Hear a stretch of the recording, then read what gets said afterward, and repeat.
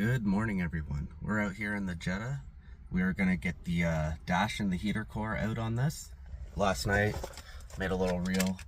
We have bad heater core. Every time I turn on the heat, the car smells like nothing but coolant, which is a clear indication that this thing's gone bad. Got this from Rock Auto. I think it was like 70 bucks. Good piece. So we're gonna swap this in, but to get we need to remove all of this dash.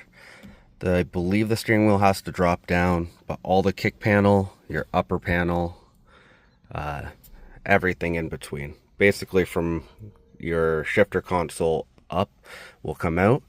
I'm gonna do more of an overview shot. Hopefully I can keep it like this so that you guys can watch it. It's just a bunch of hardware you're gonna be taking out. It's a lot of little Torx bits, little screws. I'll point out anything that's weird along the way if to make it easier. But we will have to get up under the cowl. I know there is a bolt, I believe, right about here in the rain tray, and I think there's one over here in the rain tray as well. I know the wiper motor assembly probably has to come out, but as we go through, we'll get there. So I'll try to set this up and we'll get at it.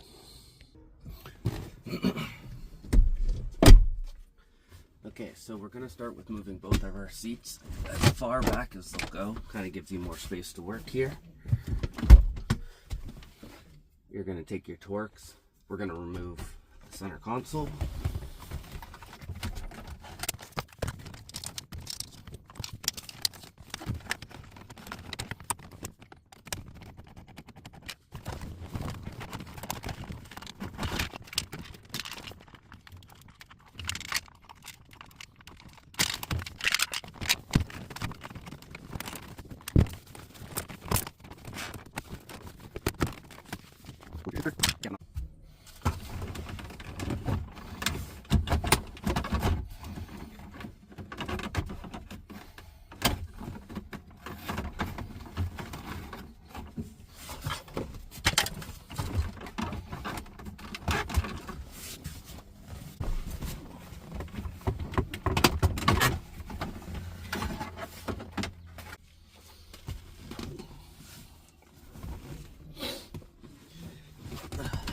Now the kick panel, it's just a handful of Torx again.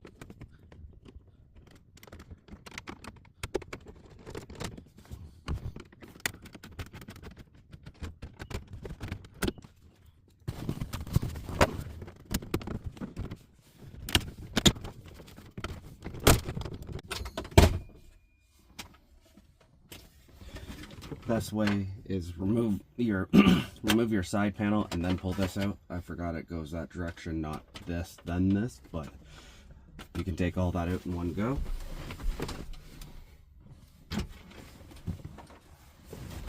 Your second panel will have a screw directly underneath the column.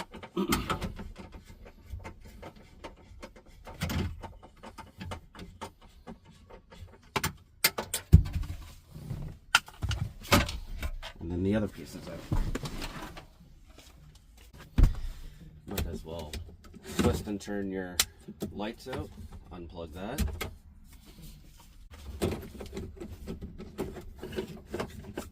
In the bottom, another Torx bit.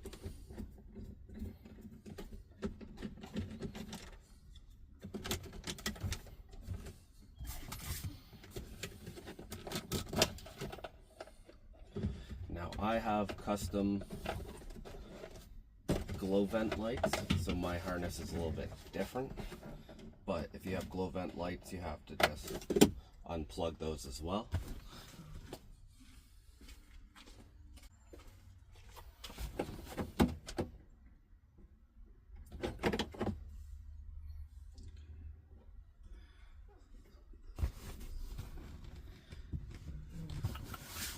Now onto our glove box will be 3 along here, and I believe, yep, 3 along here, and this whole thing should just come out.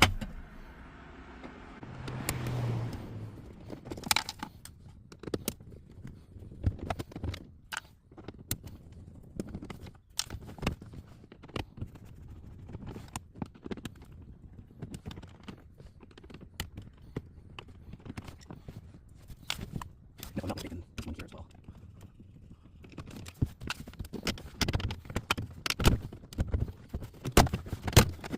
Forward. Unplug your light. Glove box. Now, heater controls, radio, your whole center section here needs to come out because we have to get in behind this.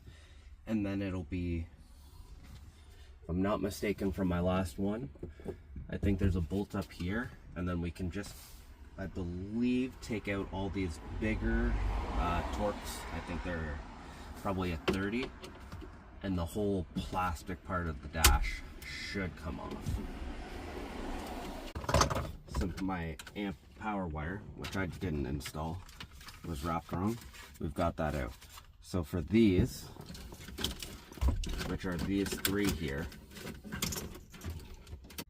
the green one went here, the yellow one went here, the white one went here.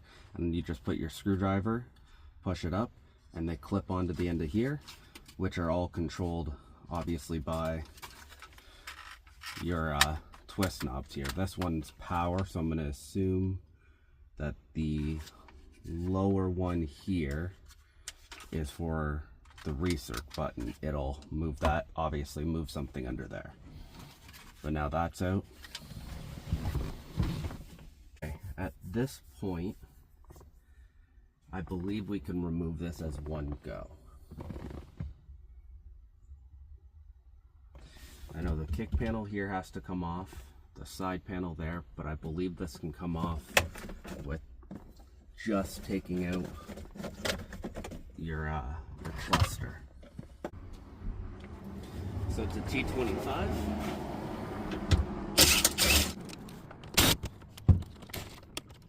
First couple screws over here, loosen the fuse box off, and then you take your metal kick panel down.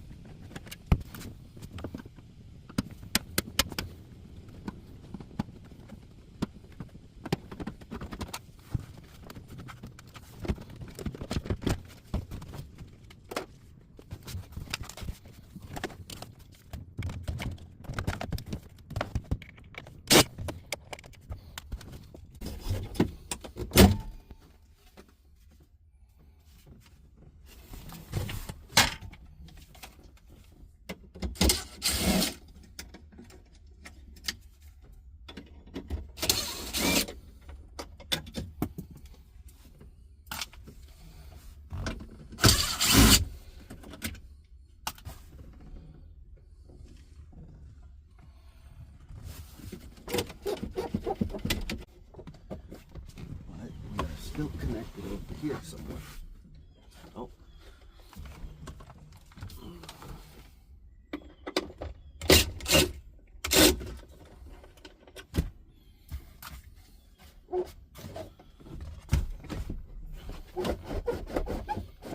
Okay.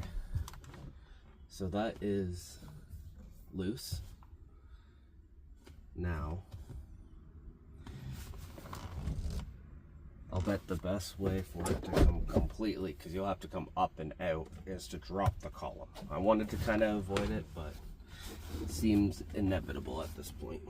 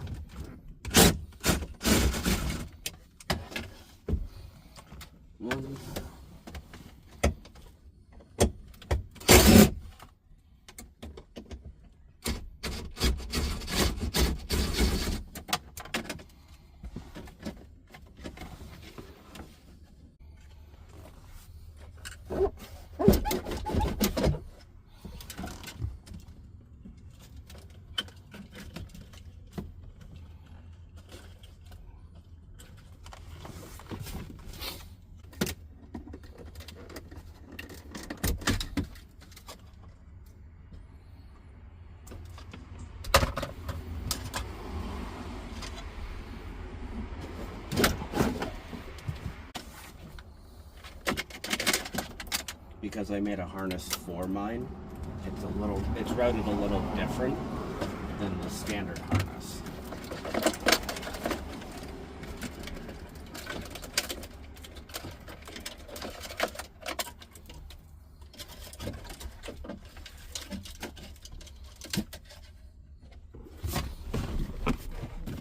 But while I was under there, disconnect all these, get this stuff all tucked behind so you're not dragging it out as you go, which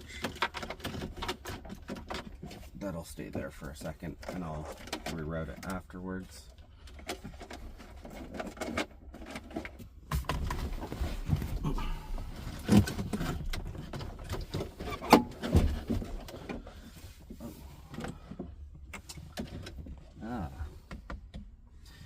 So essentially your steering wheel needs to come off because the dash needs to go around this.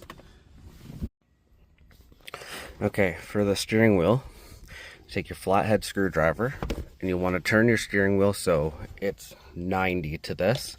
There's a hole in the back. You're going to slide it in as flat as possible to the column and then lift up, and it's going to release these pins from those springs. Turn the steering wheel 180 and you'll do the same on the other side. I suggest putting your steering wheel back to as straight as possible so you have an idea when you go to put it back on. This is a 12-point socket in there. I forget which one it is. Let me go check which one I need and we'll pop that out. So it is a, if it'll show properly, an M12 12-point. Mine's on a 1/2-inch head. Then we're going to break it free.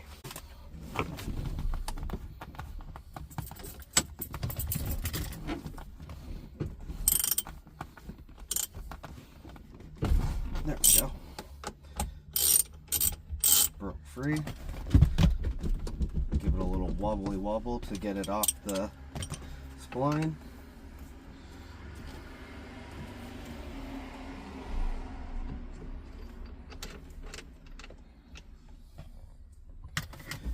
Like I said, find yourself a good idea of centering it. Like that. Kind of sits centered. Pull it off.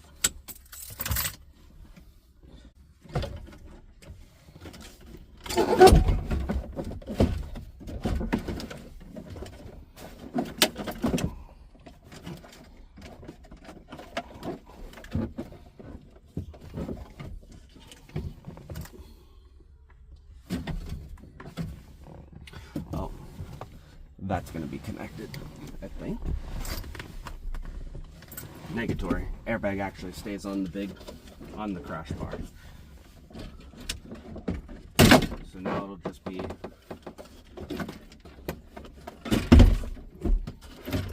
wobbling yourself free, pulling your dash out.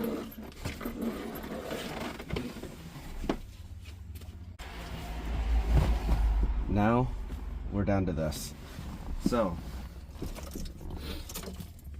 we need to get this out of the way, this out of the way. I can also see why I've never had heat in the back seat. That has to be reconnected. I believe this has to come out of the way. We're gonna try to do this without removing the crash bar. I'm hoping to.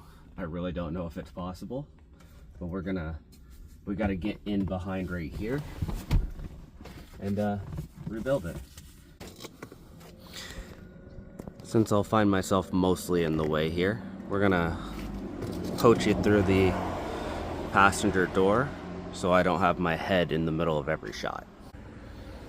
Okay, so it looks like we might just have to undo these and this one here and just tilt the bar forward to give a little bit more space to pull out a couple of these things, which they look to be our trusty 14s again.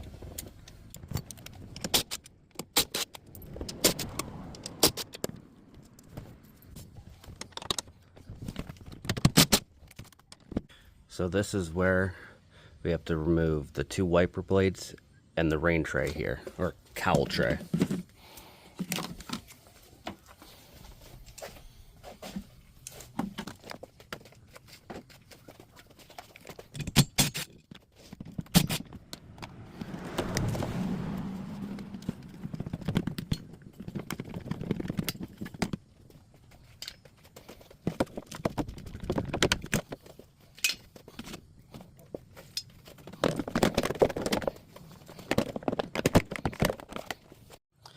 Okay, so our last bolt for the dash is directly behind your wiper motor. So you got to remove the 3 10s that hold it to the body and then fish it out of there.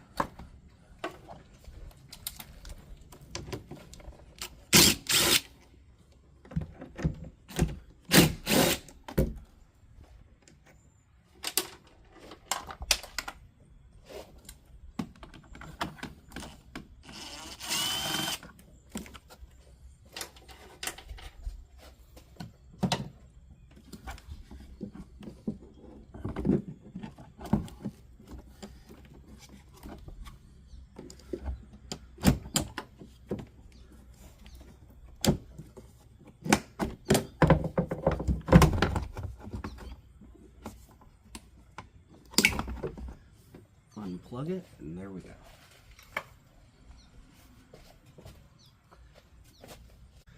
Closer look. The bolt you're going for is that one right there. Okay, after some fiddling around,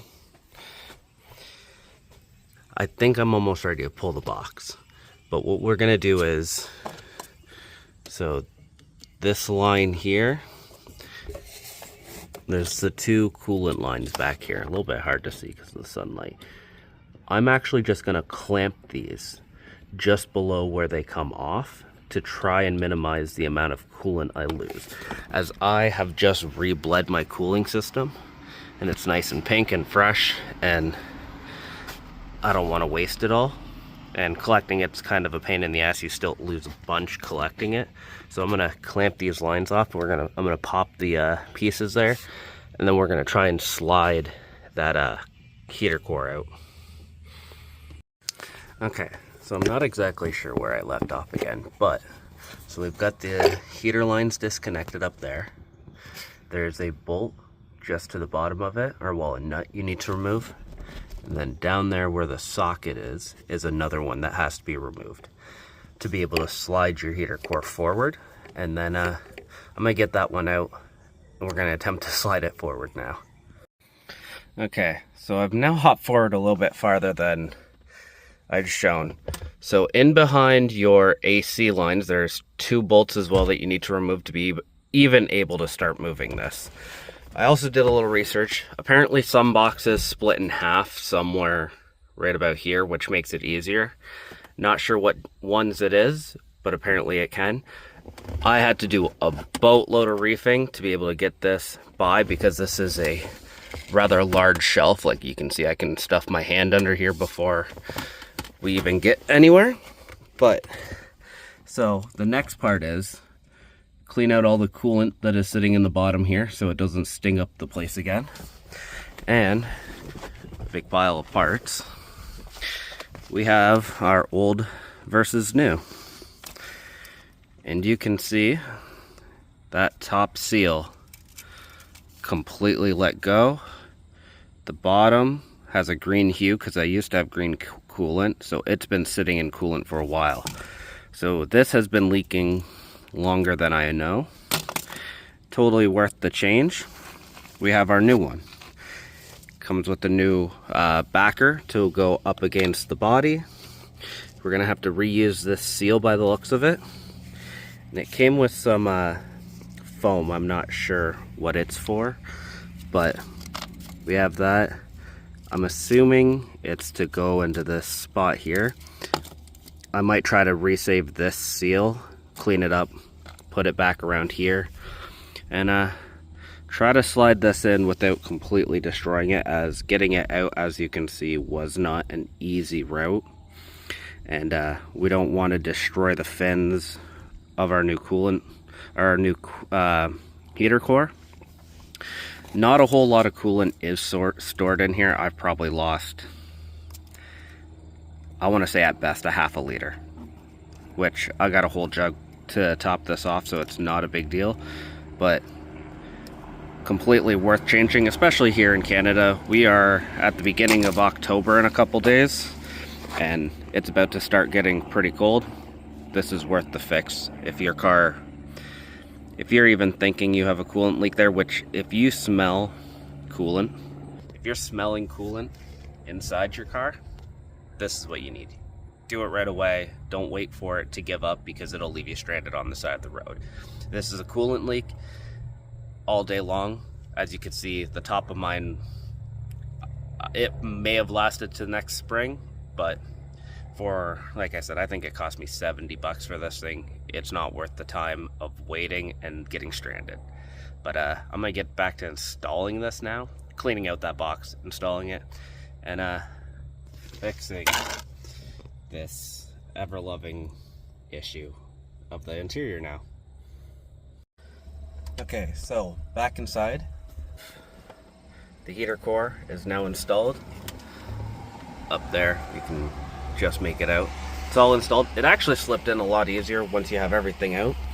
I'm using one of the dash bars to hold this up. If you have a second set of hands, it would come in clutch right now to push that box up against the wall while you install the two nuts from the engine bay side, which is what I'm doing now. Install the two on this, the two under there, and then we're gonna install the dash bar again, as it's clearly the next step.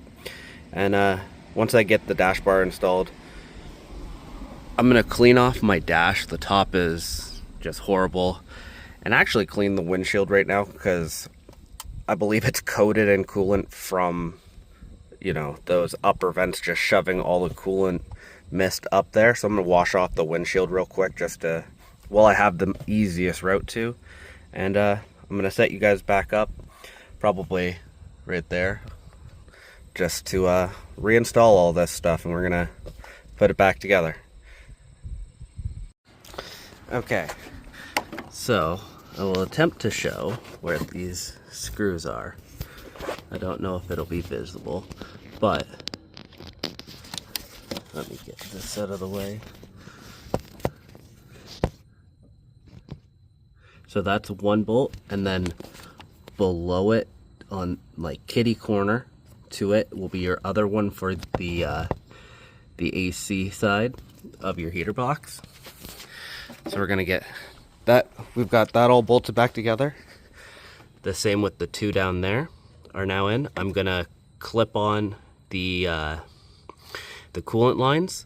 I put a little, I'll be putting a little dab of silicone grease on the end of them to slide over it.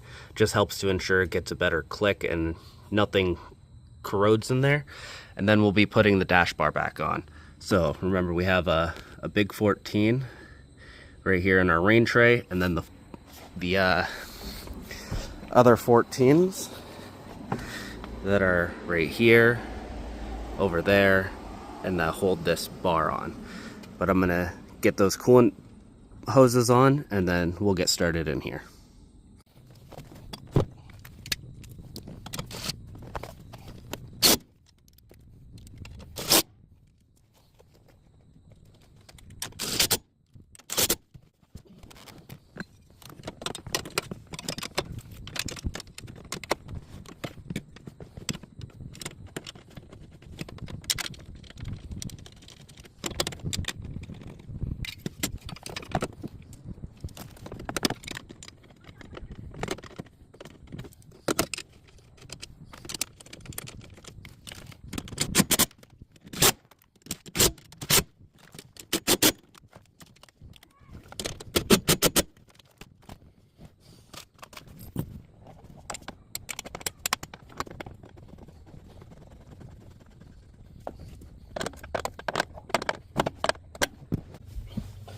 Okay, dash bar fully installed again.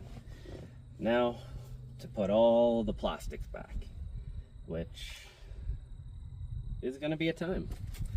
So let's get started with laying out some of our harnessing.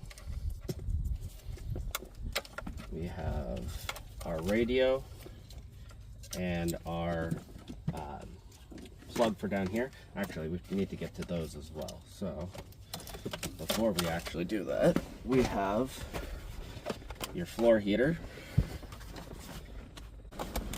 Okay, rip the dash out again just to install this. You got to remember your order a little bit better, and I'm not good at that apparently. So then we put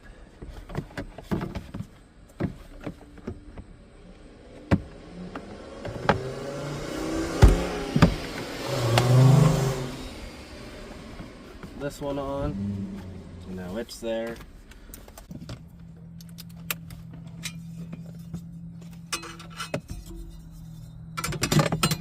Now finally put these back on for the last time.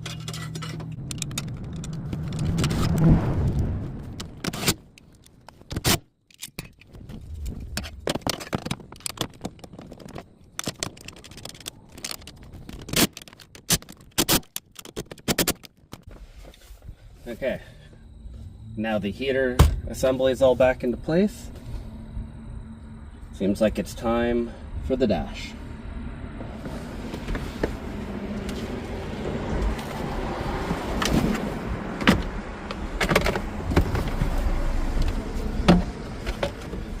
And making sure that one's in place. So like I said earlier, if you have, or I guess I probably didn't say, I was thinking it.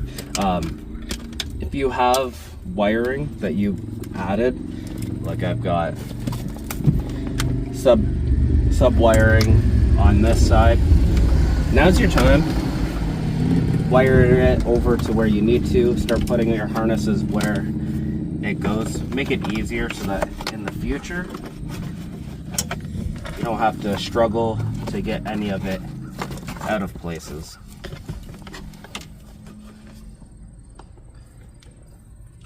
So we got that.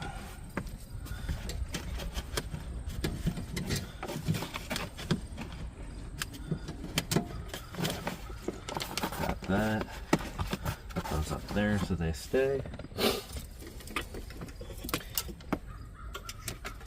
I've got these and this that go across there.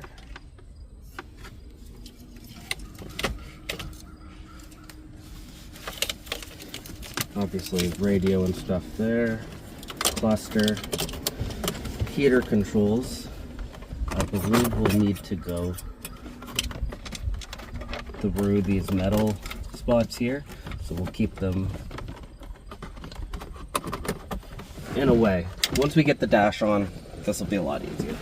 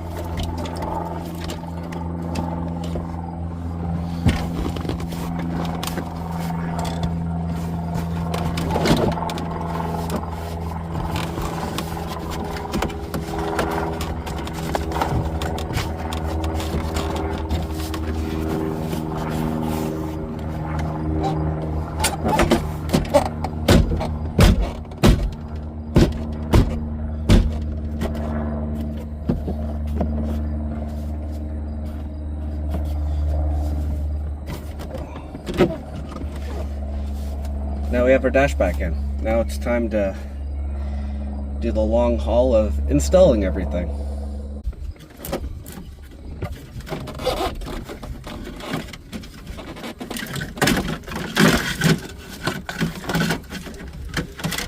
I said, start by routing all your cables to roughly where they go. We know this is radio, so that needs to be there. This is your lighter. These are your plugs here. Like I said, I have a separate harness that runs all my upper dash lights here. I'm going to tuck that up out of the way there.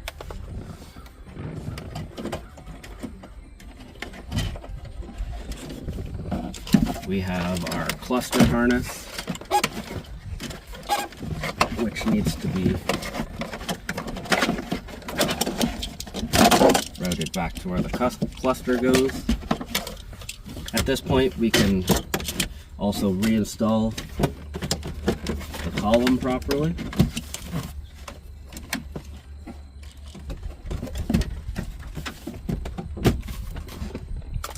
With your two 13s.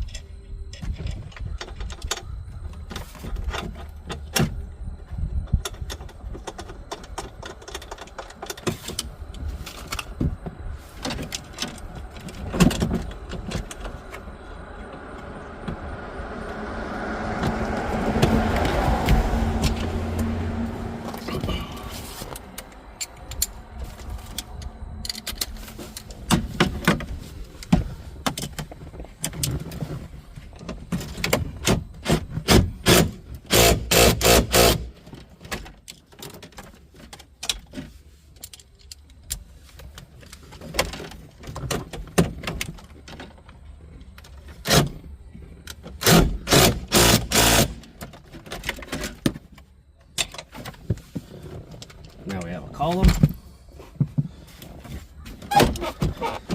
Re-slide that up.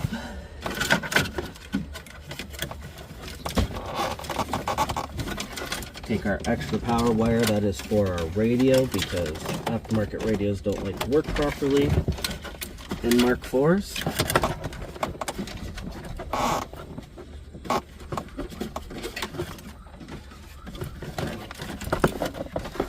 Keep that strung over. Okay, since my phone cut out installing the hardware, we have a single bolt up here, one right there, two to hold on your fuse box, one up here. On the opposite side of that dash, you have the same two matching up there.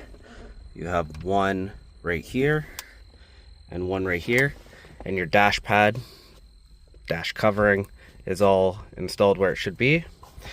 Now just reconnect your harness for here. You can install your cluster. Make sure to clip in everything as it goes up there, and reinstall your light and your upper vents. So I'll get to those, and then we'll get to reinstalling this and showing you where all those our heater core lines go. Once all this is done, we'll hop in the engine bay, reinstall our wiper motor, intake tube, and start bleeding this thing so that we have heat again. Okay, so frame of reference here for putting it back together. You have green on the top, yellow on the bottom, and white on the far side. And then you just got to plug your two plugs in and slide it back into there. We've got all our plugs up here plugged in. Now we're going to do this, put the radio in, and then the two sides. Okay, so now we have this in, radio's in. Not doing the radio install as mine's different than yours, but we have 4 screws, one here, here, here, and there to put it in. Your 6 or 7 for your glove box, 3 on the top, 3 on the bottom, and 1 right here. Then you put your knee bolster in. You've got 1 here, 1 here, up there, and up there. Put your steering wheel back on. It should be pretty centered. Honestly, I'm swapping out to minority soon, so I don't care how straight this is just yet, but I would leave your airbag out once your car's back together, drive it down the road straight, and then adjust your steering wheel till it's where it should be. If you didn't move it too far, you should be able to go back to where you were, which will help you in the long run. Now I'm just going to install these bottom two panels, and this simple stuff, you know, just put your bolts back in where they came from, and then we'll get to the engine bay. Okay, all in all, we're back together. All our interior is back. Honestly, you should take the time, vacuum out your car if you haven't in a while. I cleaned my windshield up on the inside and put the anti-fog. Just really helps in the mornings. But everything's back together. Wiper motor and rain tray, all that's back on. The 310s we took out of there, I anti-seized like I do with everything on Canadian cars.